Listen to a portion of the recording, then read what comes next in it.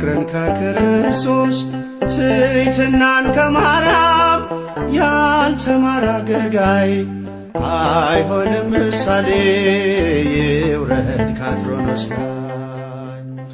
ፍቅርን ከክርስቶስ ትሕትናን ከማርያም ያልተማረ አገልጋይ አይሆንም ምሳሌ ይውረድ ከአትሮኖስ ላይ።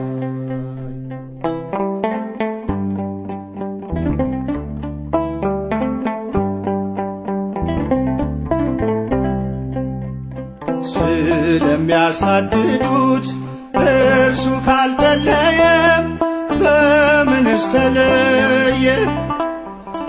የሚናገረውን በተግባር ካልኖረ ምኑን አስተማረ?